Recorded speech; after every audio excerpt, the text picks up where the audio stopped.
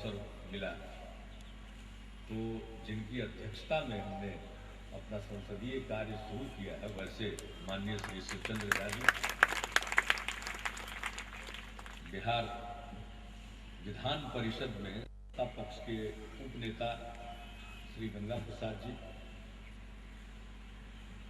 बिहार विधान परिषद के माननीय सदस्य श्री असलम आजाद साहब, यूनुस लोहिया जी, गांधी जी, माननीय विधायक पासवान जी, लोकसभा के निदेशक श्री पत्रकार मित्रों और इस कार्यक्रम में उपस्थित शिक्षकों और बच्चों, मैं सबसे पहले लोकसभा सचिवालय को और विधानसभा सचिवालय को बधाई देता हूं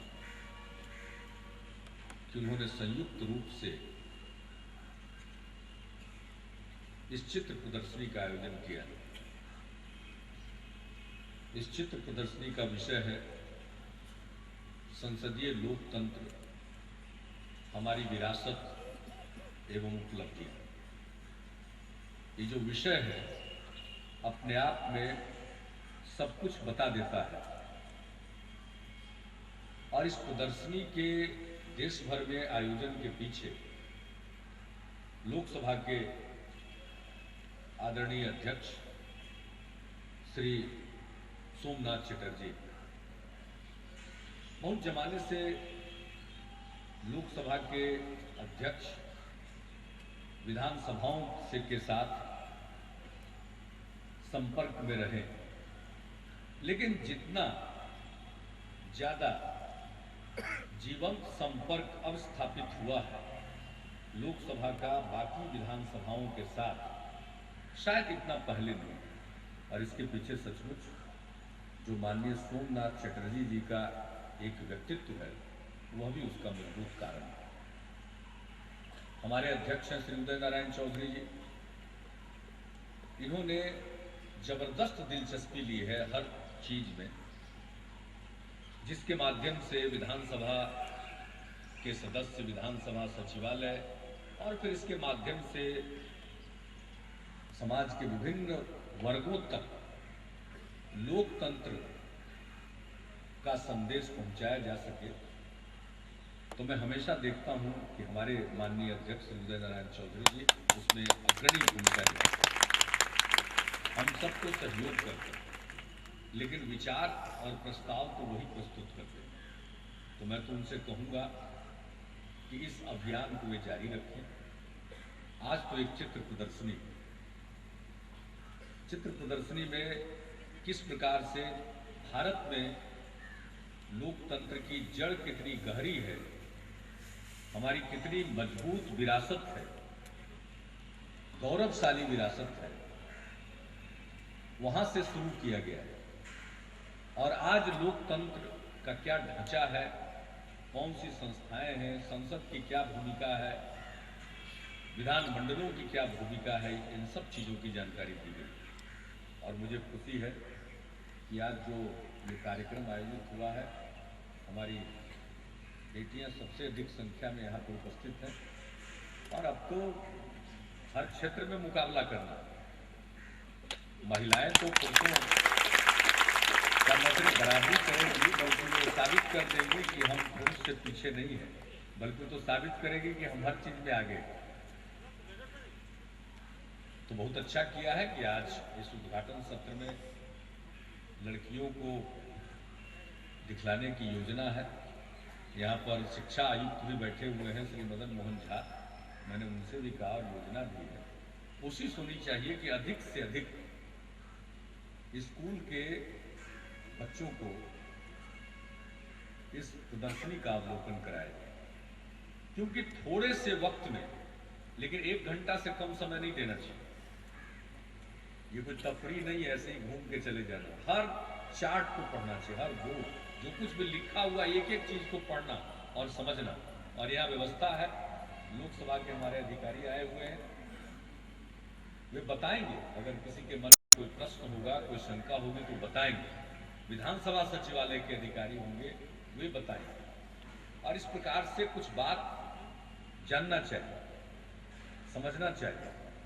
तो इस दृष्टिकोण से ये एडुकेटिव होगा। और यहाँ के स्कूली बच्चों को तो मैं चाहता हूँ खास करके दिखलाया जाए। कॉलेज के भी अगर आ सके तो अच्छा है, लेकिन स्कूल के बच्चों को, +2 तक के बच्चों को तो जरूर इसका अवलोकन कराया जाए। अगर ये तो मात्र आज से शुरू होकर के स्थल देख सकें, जा सकें, उनके लिए भी हमने ग्रांट किया हर स्कूल में कि अब जो देहात के स्कूल हैं उनके बच्चों को भी दर्शनीय स्थलों का भ्रमण कराया जा सके। इसलिए प्रत्येक स्कूल को हम लोगों ने अपनी सरकार की तरफ से ग्रांट किया ताकि बच्चे देख लें। अब ये तो सिर्फ जो निजी क्षेत्र के स्कूल हैं वहाँ पर ये व्यवस्था थी, सरकारी क्षेत्र के स्कूलों के बारे में तो सोचा ही नहीं जाता था। जब से कारण यही है कि हमारे विद्यार्थियों का, स्टूडेंट्स का सर्वांगीण विकास हो सके, उनके व्यक्तित्व सब कुछ प्राप्त नहीं होता। ये व्यावहारिक ज्ञान है। कई किताबों को पढ़कर जितनी बात नहीं समझ में आएगी उतना एक चित्र प्रदर्शनी को देखकर समझने में, और उसके बाद अगर आप किताबों को पढ़ेंगे, और खास करके माननीय सोमनाथ चटर्जी जी को और श्री उदय नारायण चौधरी जी को मैं विशेष तौर पर साधुवाद देता हूँ। और आप सब इसको देख पाएंगे, इसका लाभ उठा पाएंगे, और इस प्रकार के कार्यक्रम होते रहने चाहिए। और इस प्रकार के कार्यक्रमों के जरिए नई पीढ़ी की जानकारी बढ़ती है, उनकी दिलचस्पी बढ़ती है। लोकतंत्र, दुनिया में जितने तंत्र हैं, सिस्टम ऑफ गवर्नेंस जितने भी हैं, उन सबों में सबसे सुंदर और सबसे उत्तम लोकतंत्र नहीं होगा तो क्या होगा? तानाशाही आएगी, कुछ लोगों की हुकूमत होगी। यहां तो जनता अपने प्रतिनिधियों के माध्यम से सरकार चलाती है, जनता की चुनी हुई सरकार होती है। इसलिए लोकतंत्र में लोगों की भागीदारी होती है। यह बात अलग है कि लोकतंत्र में तंत्र कभी कभी हावी दिखता है, लोक मौन हो गए। तो इस प्रकार के आयोजनों के माध्यम से संदेश यह देना है कि लोकतंत्र में पहले लोक है तब तंत्र, यानी पहले लोग हैं तब ये सिस्टम है। लेकिन लोकतंत्र में अपने आप सहिष्णुता है, सद्भाव है, टॉलरेंस है। और आज अगर किसी चीज की सबसे अधिक जरूरत है समाज में तो वो है टॉलरेंस, सहिष्णुता की आवश्यकता है। हम एक दूसरे को बर्दाश्त करें। आजकल बात बात में आप देखते होंगे लोग बर्दाश्त नहीं करते, शुरू हो जाते हैं, तो वो नहीं होना चाहिए। तो लोकतंत्र हमें यही सिखलाता है। तो लोकतंत्र एक जीवन दर्शन है। तो नई पीढ़ी को अगर लोकतंत्र की इस मूल भावना को आत्मसात करने का अवसर मिले तो लोकतंत्र और मजबूत होगा, और सही में लोकतंत्र में लोक ज्यादा प्रभावी होगा, तंत्र उसके बाद उसके अंतर्गत आएगा। तो इन्हीं शब्दों के साथ आप सबको मेरी शुभकामनाएं, और इन्हीं शब्दों के साथ मैं अपनी बात को यही समाप्त करता हूं, क्योंकि अगर हम बोलते रह जाएंगे